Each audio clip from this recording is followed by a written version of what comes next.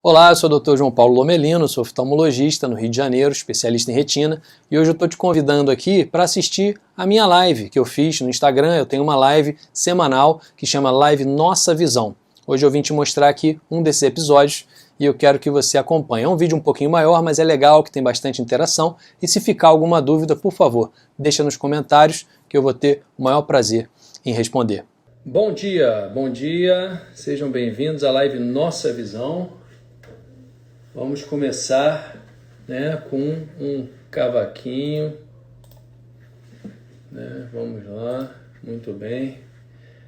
Bom dia. Ó, vamos lá.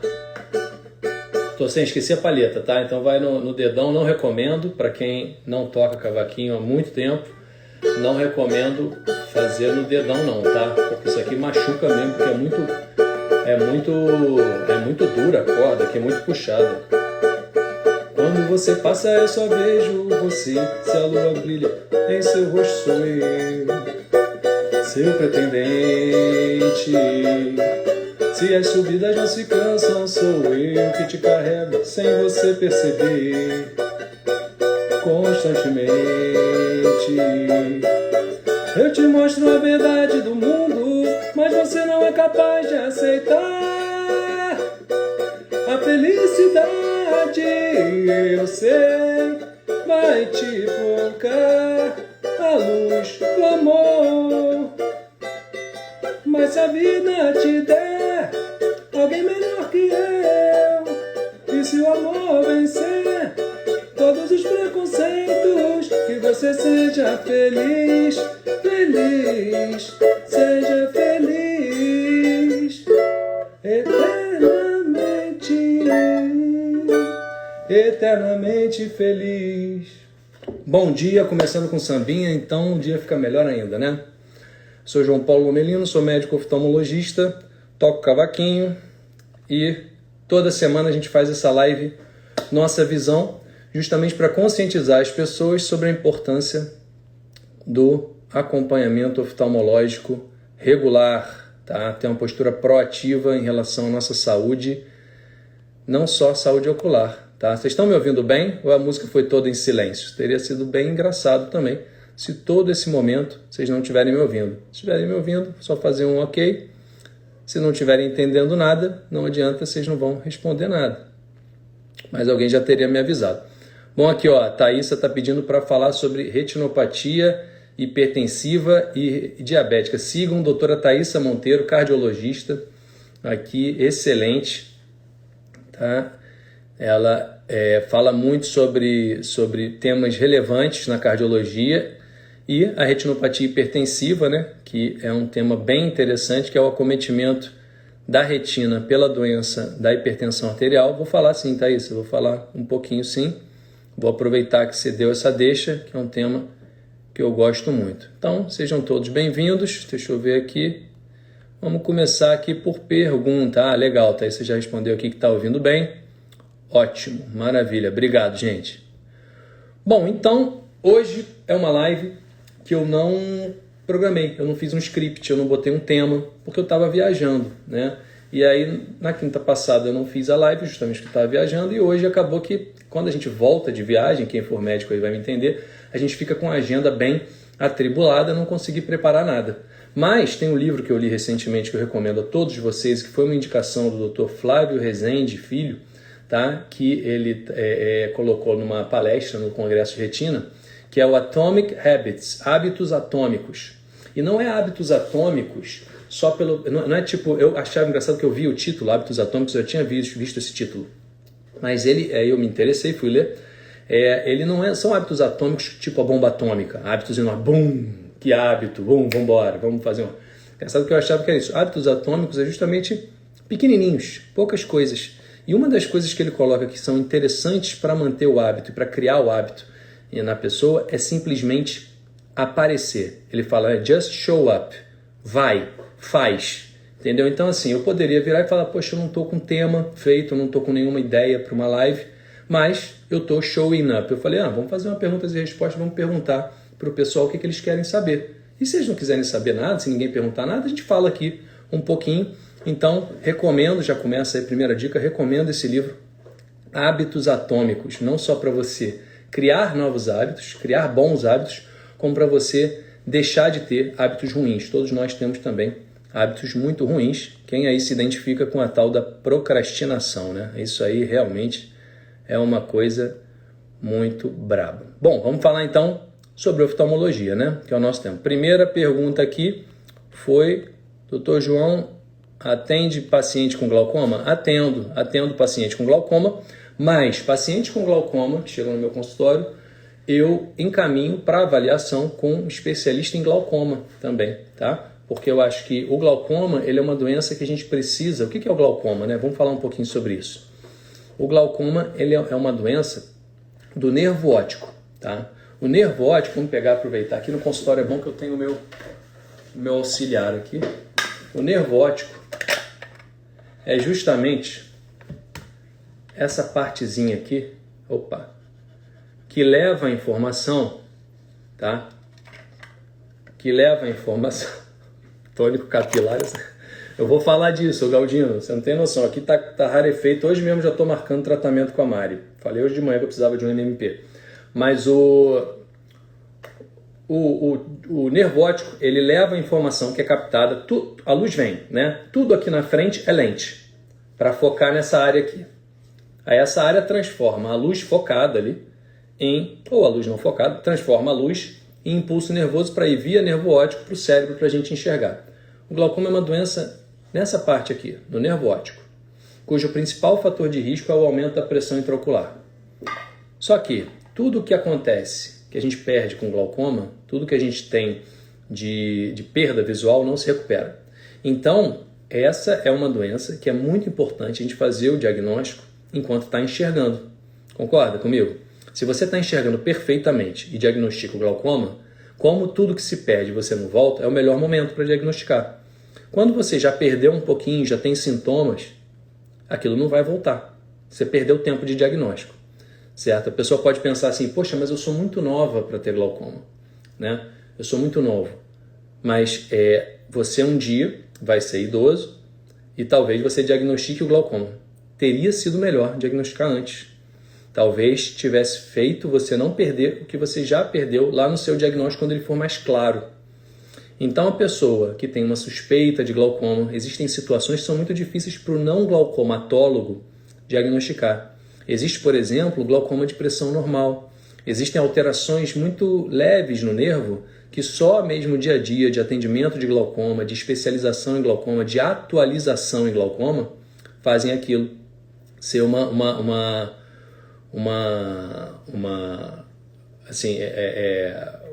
um screening melhor, né, pelo especialista em glaucoma. Então, o paciente com glaucoma vem em mim, vejo, claro que eu vejo, diagnostico o glaucoma, mas nos casos de glaucoma, no caso de suspeita de glaucoma, encaminho para o especialista em glaucoma, para a gente dar um screening maior. Vamos lá. Vale lembrar que o glaucoma, aqui ó, o Galdino colocou, vale lembrar que o glaucoma é a principal causa de cegueira irreversível e tem tratamento. Maravilhoso, Galdino. Galdino, oftalmologista também, Felipe Galdino, sigam. Aqui ó, Fala Doutores, falou, não sabia não, o Ricardo. Fala Doutores, Ricardo Valente, sabe que uso colírio desde os 16 anos. Não sabia, estou sabendo agora. Legal, depois vamos aprofundar nisso, a gente pode até marcar uma live, de repente conversar sobre isso, tá? Deixa eu ver aqui. Vamos lá, Leonardo Ferretti. Quais são os principais sintomas, né? Acredito que você esteja perguntando do glaucoma. Bom, principais sintomas, quando tem, você vai tendo uma perda de visão de fora para dentro, perda de visão do campo periférico, tá? Você pode ter, existem vários tipos de glaucoma, eu tenho uma live sobre glaucoma, vocês podem ver, tá? Tá no feed, tem vários conteúdos sobre glaucoma. Tem também no YouTube, tá? Vídeo completo sobre glaucoma no canal no YouTube. Mas existem vários tipos. E aí tem tipo que pode dar dor forte. Por exemplo, glaucoma agudo pode dar dor forte, entendeu? Pode dar turvação de visão, pode olhar para uma luz e ver um arco-íris em volta, tá? Então existem vários tipos de glaucoma, tá? Mas o glaucoma mais comum, que é o glaucoma primário de ângulo aberto, ele é assintomático, tá? E aí quando você sente os sintomas já é tarde demais. Então, a importância aí do screening antes de ter os sintomas. Vamos lá. Bom, muito bem. Então, vamos falar aqui, ó, que a doutora Thaísa pediu, para falar sobre retinopatia hipertensiva e retinopatia diabética. Claro que o tema é muito grande, mas olha só, a pergunta foi bem, quem tem que fazer o exame, o acompanhamento e tratamento? Pois é, existe, assim, quem tem que fazer o exame? Todo paciente hipertenso e todo paciente diabético tem que fazer fundo de olho. Tá? Isso aí é muito importante para o screening, porque às vezes você tem uma doença hipertensiva, que você tem hipertensão e você não sabe se aquilo já tem muito tempo, se aquilo já tem alguma lesão de órgão-alvo. Isso a doutora Thaisa sabe, que muda, né, o estadiamento e o tratamento da doença. Então, quando você tem uma alteração na retina por hipertensão arterial, você já tem uma lesão de órgão-alvo. Então, muda aí todo o tratamento. Então, qualquer paciente que tem o diagnóstico de pressão alta ou de diabetes, tem que fazer, é importante fazer um fundo de olho, tá, dilatando a pupila, para ver se tem alguma alteração decorrente dessas doenças no fundo do olho. E o que acontece também, não raramente, é o paciente vir para um screening oftalmológico, tá? Vir para uma consulta oftalmológica porque, sei lá, está com dificuldade de ver para perto. O paciente não me segue, não sabe que é importante fazer um exame uma vez ao ano, mesmo sem sentir nada. Aí ele só vai no oftalmologista pela primeira vez, depois de ter a dificuldade para perto. Quando chega essa dificuldade para perto, aí ele vem e a gente faz um fundo de olho no screening. Na consulta completa, a gente vê o fundo de olho. E aí você pode ver alterações iniciais, por exemplo, do diabetes. Você pode ver alterações iniciais. Essas alterações iniciais do diabetes no fundo do olho normalmente só acontecem depois de 5 anos do paciente tendo diabetes. Mas, muitas vezes, é como o paciente diagnostica. Tá? Do diabetes é um pouco mais raro de ter o diagnóstico pelo fundo de olho. Tá? Pode acontecer, mas na hipertensão não é tão incomum. Porque você tem uma certa proporção, a gente tem no fundo do olho, a gente tem vasos que levam o sangue, né, as arteríolas, e vasos que tiram o sangue dali. Né? O sangue chega, deixa o oxigênio, nutrientes e volta para o coração, né, para o pulmão, né, e para o coração para ser bombeado. Então, o que acontece? Essa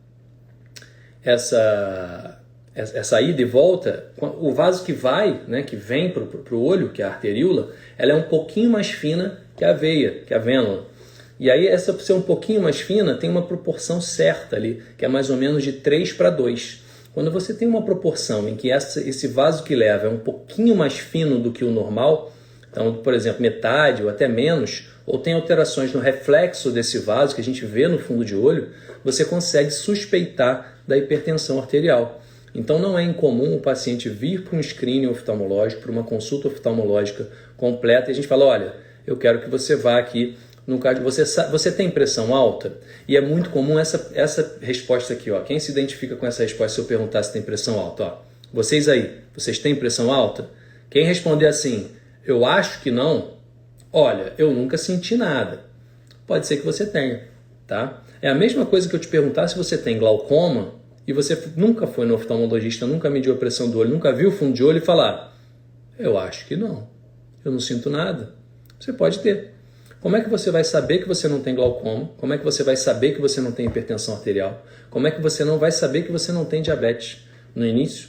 Se você não faz check-up, se você não tem uma postura proativa em relação à sua saúde. Você tem que se antecipar à doença. Claro, ela vai mostrar. Em algum momento ela vai falar, tô aqui. Só que, na maioria das vezes, esse momento em que ela fala, tô aqui, é um momento tarde. Tá? Nessas 3 doenças, hipertensão, glaucoma, diabetes, são momentos mais tarde, tá? Então, muito importante a gente ter essa postura proativa, viu? Então, espero ter, assim, acho que deu uma passagem em geral também, são temas muito amplos, tá? Você tem diversas alterações que podem acontecer na hipertensão no olho, você tem diversas alterações que podem acontecer no diabetes, né, no olho.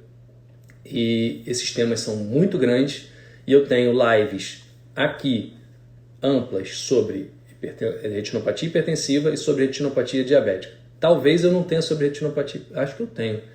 Eu tenho sobre oclusões vasculares, com certeza eu falo sobre retinopatia hipertensiva. No YouTube, aí sim, eu tenho vídeos lá, só colocar retinopatia hipertensiva ou hipertensão lomelino. Bota lá no YouTube, vai ter um vídeo completo. Diabetes lomelino, vai ter um vídeo completo lá sobre o tema, tá? Diabetes eu coloco mais aqui. Vamos ver se tem mais pergunta? Ó, Maria Cristina Neves, eu acredito que seja Maria, né? É Má Cristina Neves. A família do meu marido tem a mãe, irmãos, glaucoma. História familiar.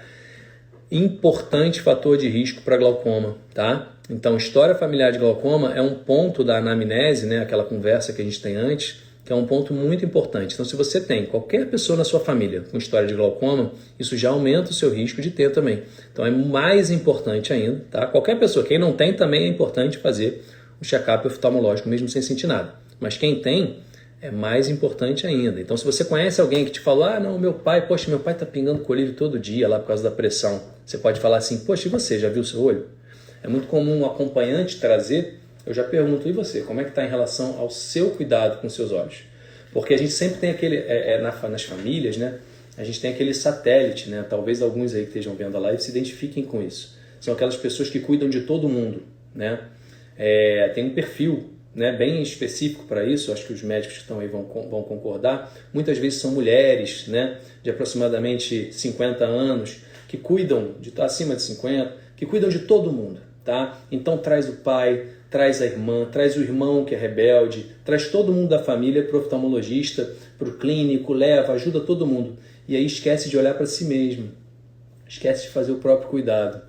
Muitas vezes essas pessoas acabam desenvolvendo doenças bem importantes, não tratadas, cuidando de todo mundo, né? Isso eu faço uma analogia com o médico cuida de todo mundo. E é uma parte, assim, é uma profissão que também tende a não se cuidar, né? E eu sempre falo isso, é preciso estar bem para atender bem, é preciso estar bem para dar boa ajuda para os seus parentes, é preciso que você esteja bem. Pensa só, você gosta muito de ajudar, eu acho isso louvável, maravilhoso, que bom. Você gosta muito de ajudar. Agora, você se ajudando, você vai ter mais saúde e energia para ajudar os seus parentes. Então, você está ajudando eles também se ajudando. Então, preste atenção também, principalmente, tá, na própria saúde. É muito, muito importante. Aqui, ó. A retinopatia diabética pode ser hereditária? Olha, hereditária, não, com uma herança genética, tá? Que eu saiba, não, tá? O que a gente tem é, sim, história familiar de diabetes, aumenta o risco de diabetes e, consequentemente, aumenta o risco de retinopatia diabética. Existem um monte de tipo de diabetes, tá? Então, alguns com mais tendência à herança familiar, etc. Mas, diretamente, a retinopatia diabética é uma consequência do diabetes, tá? Aí, sim, entram aí os fatores de risco pro diabetes, tá? Vamos ver aqui. Obrigado, Leonardo. Valeu, parabéns pelas orientações. Obrigado, doutor Leonardo. Valeu, muito obrigado aí pela força, tá? Aqui, ó, o Felipe Galdino colocando uma questão que muito legal, que ele levanta aqui a bola, né, para justamente a gente poder orientar as pessoas, né? Quem tem pressão elevada nos olhos tem glaucoma? Pois é, não necessariamente. A pressão alta nos olhos, durante muito tempo, foi a definição de glaucoma. Hoje a gente sabe que não é isso. Na verdade, a pressão alta nos olhos é o principal fator de risco para o glaucoma. Você tem situações em que a gente chama de hipertensão ocular. Essa hipertensão ocular não necessariamente faz dano no nervo óptico. Lembra que eu falei no início da live? Se você não viu, vai ficar gravado, fica tranquilo. Então, não necessariamente faz isso. Ela é um fator de risco para essa lesão, mas pode não ter lesão e ter a pressão alta no olho. Tá? Essa pressão alta, quando tratada, você resolveu o problema, se você conseguir baixar essa pressão. Outra situação, a medida da pressão ocular, ela é maravilhosa. O tonômetro de Goldman, né, que é o tonômetro de aplanação, é o padrão ouro para esse tipo de medida. Aquela luzinha azul, sabe, que vem chegando perto, uma bolinha azul? Você que fez já exame no oftalmologista, sabe como é que é isso. Tem aquele do sopro também, que serve mais para triagem, né? Mas tem aquele da luz azul que vem chegando, parece que vai encostar, pá, e aí você faz ali a medida, né? Então, é um exame feito sob anestesia, né, que a gente pinga um colíriozinho que arde antes. Essa medida, ela é ótima, mas tem situações nos olhos das pessoas, por ser uma medida em que a gente aplana a córnea, tá? Que é essa área aqui da frente, a gente aplana e mede a pressão de aplanação dessa córnea. Com isso a gente vê a pressão do olho. Quando a gente tem alterações na consistência dessa córnea, tá? Você pode ter medidas diferentes. Então, por exemplo, uma córnea muito fina pode dar uma medida de pressão mais baixa do que realmente está. E, ao contrário, uma córnea muito grossa pode dar uma medida mais alta. Tá? Depende também do porquê essa córnea está muito grossa. Uma córnea muito grossa por inchaço, tá? Então inchou aqui, é como se fosse um colchão d'água, pode dar uma pressão mais baixa, porque você está medindo a pressão daquele colchão d'água e não do olho. Tá? Então existem algumas nuances que aí o médico oftalmologista vai saber te orientar durante a consulta se a sua pressão está confiável ou se não está. Exemplo, medir aqui uma pressão, sua pressão está normal. Olhe o seu fundo de olho e veja alterações no nervo óptico suspeitas. É interessante a gente entender e saber qual é a espessura da córnea. Eu nunca soube qual é a minha espessura da córnea, nunca fiz nenhum exame. É interessante saber, tá? Faz parte da nossa propedêutica, né, de screening das doenças oculares. A gente saber tudo, ter todos os exames, ter os exames completos, né? Mas olha só, esse é um ponto importante. Mas o meu convênio não autoriza esse exame porque não tem indicação pelo rol da ANS. Ok, tranquilo. Mas se o seu médico oftalmologista acha isso importante, mesmo que não seja autorizado nem indicado pelo rol da ANS, não quer dizer que você não tenha que fazer. Claro que é uma questão de escolha. Você pode dizer, olha, tem aqui uma agência reguladora que diz que eu não preciso fazer esse exame. Eu às vezes acho que, olha, eu faria. Se fosse o meu olho, eu faria. Muito provavelmente vai vir normal, tá? Mas eu só tenho como saber que ele vem normal fazendo, tá? Então aí já é realmente a nossa postura proativa. Quando a gente pensa em rol de agência, o que está incluído no rol, o que o convênio cobre, o que o convênio não cobre, a gente está pensando em medicina para uma galera, tá? Para todo mundo, medicina populacional, tá? Então você pega ali os principais fatores de risco, autoriza ou não. Por quê? Porque aí as poucas pessoas que podem ter algum malefício daquilo não ser autorizado são muito poucas a ponto de não contarem estatisticamente. Agora, eu particularmente prefiro ter o cuidado maior possível, independente de estatística. Então esse é um ponto muito interessante mas o convênio não cobre, então quer dizer que não está indicado. Não é isso, gente. O convênio não cobre, então quer dizer que no todo não é interessante, porque se você tiver um problema, estatisticamente isso é muito baixo para contar, nem conta. Só que tem um problema, estatisticamente é muito baixo, mas quando se trata de uma pessoa, é uma pessoa ali. Quando é o seu caso, que é estatisticamente muito baixo, é você que está tendo um problema na sua visão. Tá? Mas o mundo inteiro não tendo esse problema. É isso aí.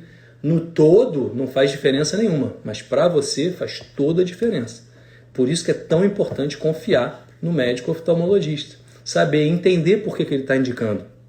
Muitas vezes, eu já recebi, quando eu trabalhava com convênio, atendia muito, né? Então eu já recebi pacientes que voltavam até um pouco chateados comigo, dizendo que a atendente do plano falou que eu indiquei um exame que não precisava. Entendeu? Então, assim, a atendente do plano, e ela está certa, esse é o trabalho dela, tá? A gente tem que entender, os seres humanos foram feitos uns para os outros. Educa-os, pois, ou tolera-os. Marco Aurélio. Então, assim, você não tem como virar e chegar para a atendente do plano e falar assim, olha, não, na verdade eu quero te explicar aqui cada caso. Não, ela tem ali que seguir uma regra. E naquela regra não está indicado. E talvez ela tenha dito, olha, por essa regra aqui, que é o rol que está coberto, não está indicado o seu exame. Isso não quer dizer que você não tem indicação, tá? Quer dizer que no todo não teria indicação, mas cada caso é individualizado. A gente trata, cada caso é um caso, tá? Então, existem essas indicações para diversos exames, dentre eles esse exame que vê a espessura da córnea, né, que é interessante para a gente saber se é confiável ou não a medida da pressão intraocular. Vamos lá, Maísla. Paciente com retinopatia diabética proliferativa que já teve 2 vezes hemorragia vítrea. Pode fazer serviços de casa? Cozinhar, por exemplo, pode prejudicar? Bom, vamos lá. Retinopatia diabética proliferativa que teve 2 vezes hemorragia vítrea. essa hemorragia já foi tratada?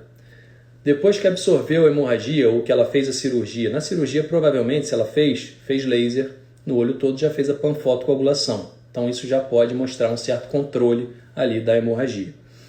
Não, ela reabsorveu, fez injeção, ou então só reabsorveu e depois fez o laser, já está bem controlada. Legal, então ela já está bem tratada, cozinhar não vai fazer mal nenhum para ela. A não ser que você me diga que ela cozinha e fica comendo pão, tá? Porque aí isso é muito comum, né? A pessoa vai, cozinha e come pãozinho e fala, não, mas é um pãozinho de sal, não tem açúcar, doutor. Não tem açúcar. Então ela já tem retinopatia diabética importante, a glicose lá nas alturas, né? Tentando tratar, fazendo tratamento regular. O pão, ele é um grande vilão no diabetes. Então tem que ser orientado, né? Se é só cozinhar, só mesmo, tá? Aqui, ó, panela, botando as coisas sem ficar comendo, beliscando e saindo completamente da dieta, não tem nenhuma, não prejudica em nada, tá? Não prejudica em nada. Se você dissesse para mim, olha, essa hemorragia tá reabsorvendo, ninguém tratou ainda, a gente está observando para ver se ela reabsorve, se faz o laser. Isso é uma das condutas possíveis. Eu, particularmente, João Paulo, pela minha experiência, pelo quanto que eu opero, eu prefiro fazer a cirurgia. Eu acho que muitas vezes o sangramento no diabetes é uma sorte. O paciente que sangra com a retinopatia diabética sem puxar a retina, só sangrou, aquele sanguinho assim saiu, às vezes você dá o diagnóstico por isso. Isso é uma sorte, que a gente entra, faz a cirurgia. Hoje a cirurgia ela é minimamente invasiva, uma cirurgia super segura. Você tira esse sangue, faz o laser todo, controla ali a parte ocular de uma maneira incrível. Eu me arrisco a falar que os meus melhores resultados, melhores pacientes, são pacientes que tiveram sangramentos no início da retinopatia diabética proliferativa, que só sangrou, a gente fez a cirurgia da hemorragia vítrea, fez o laser no olho todo, pacientes estão ótimos, entendeu? Eu tenho aqui de cabeça, consigo lembrar um monte. Mas se tivesse só reabsorvendo, existe essa conduta, tá? Não é a minha normalmente, mas esperar reabsorver, se ela está reabsorvendo, aí eu não recomendo esforço, tá? Aí, o que acontece? O sangue dentro do olho, quando a gente espera, eu gosto de fazer uma analogia com o suco de maracujá maguari. Vocês lembram do suco de maracujá maguari? Quando você coloca lá aquele de diluir, aí você sacode, fica bonitinho, amarelinho, né? Aí você deixa ele paradinho ali na mesa. Quando ele fica paradinho ali na mesa, o que acontece com o tempo? Ele vai depositando, vai ficando lá embaixo. Daqui a pouco a água está toda transparente aqui em cima e o suco lá embaixo, né? O suco concentradinho ali embaixo. Isso acontece com o sangue também. Então é repouso, cabeceira elevada, é pensar no olho como um copo de suco de maracujá concentrado ali, tá? É esperar aquele concentrado descer para aí sim, a gente, não só o paciente conseguir ver, mas o mais importante, a gente conseguir ver e passar a luz do laser, tá? Eu particularmente, pensa só, essa é uma conduta, mas imagina você poder simplesmente tirar o suco de maracujá e tratar ali tudo que você tem que tratar, num só momento. Realmente, essa cirurgia é uma cirurgia que assim, eu sou um entusiasta. A cirurgia cedo na retinopatia diabética proliferativa com hemorragia vítrea. Cedo, entendeu? Fazer o mais rápido possível. Isso é realmente muda o jogo, entendeu? Muda o jogo, eu já vi inúmeras vezes. Ah, doutor, então tá tranquilo. Então eu fiz a cirurgia, eu tô relaxado, tô tranquilo, posso perder a linha? Não. Fatores que fazem com que a retinopatia diabética piore. Glicose, vocês já sabem, né? Aumento da glicose. Agora, quer ver outro fator? Pouca gente sabe, que é comum, hipertensão arterial. Então não adianta nada controlar a glicose e ter a pressão descontrolada. Isso também piora. Outro fator, anemia. Tá? Anemia é um fator importante. Por quê? Porque a anemia é a diminuição ali da parte do sangue que vai levar oxigênio, né, para as células. E aí você já tem ali com o diabetes toda a parte de alteração da retina, justamente por serem vasos finos, que o sangue é muito viscoso e ele não chega ali, não está chegando direito. Então você ainda reduz, não só ele não está chegando direito, como você ainda tira as malas de oxigênio dele. Então a anemia é um ponto também, e também os lipídios, tá? Perfil lipídico também altera nisso, também pela parte da chegada do sangue, tá? Então são 4 pontos, não é só a glicose, tá? A glicose, hipertensão, a pressão, a anemia, né? E o perfil lipídico podem alterar, podem influenciar na retinopatia diabética. Então não é só fazer a cirurgia. Na verdade, gente, não existe nada mágico em medicina. Do mesmo jeito que as doenças elas não são mágicas e únicas e uma coisa bem específica, é isso, tira isso. Do mesmo jeito tem um professor meu, Raul Viana, que fala uma coisa que é linda, que é doença não lê livro. Tá? Do mesmo jeito que as doenças não leem o livro e não sabem como elas têm que se comportar, então você tem aí alterações no trajeto, né? Grande Felipe, tô te dando toda a atenção do mundo, cara. Li todos os teus comentários. Cadê? Teve algum que eu não li, cara? Mas ó, aqui ó, legal aqui ó. Algumas vezes o exame normal tem um significado mais para frente. Exatamente. Se você ter documentado o exame normal, não fica chateado não, Galdino. Você ter documentado o exame normal é importante para no futuro você virar e falar, opa, alterou aqui. Às vezes uma medida normal ela tem uma margem, né? Você tem ali uma curva, aquela curva de Roca, né? Do que é o normal. Então você tem ali a espessura da córnea de 520 a 540. Aí, entendeu? Aí você tem uma base ali em 517, no dia que ela tiver 540, você sabe que aquilo aumentou. Vamos pensar no diabetes. Ah, não, diabetes normal é abaixo de, sei lá, abaixo de 100, né? Então, quando você faz uma medida acima de 126, aí tem lá todos aqueles critérios. Mas aí você tem uma pessoa que tem a diabetes basal ou a glicose basal de, sei lá, 70.